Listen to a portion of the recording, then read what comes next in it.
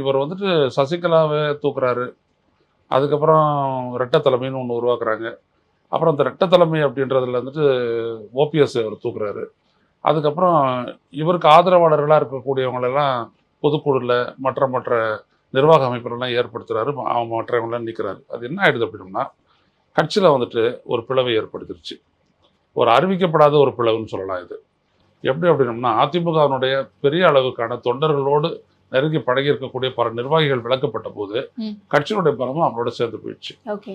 இது எங்க பிரதிபலிச்சதுன்னா, 2019ஆம் ஆண்டு நடந்த மக்களவைத் தேர்தல்லேயே அம்மா மக்கள் முன்னேற்ற கழகம் 22 லட்சம் ஓட்டு வாங்குனாங்க. இத்தனைக்கும் ஒரு 2000 பூத்துல வந்துட்டு அவங்களுக்கு ஒரு ஓட்டு கூட இல்லாத பண்ணிட்டாங்க பிஜேபி. அது வேற.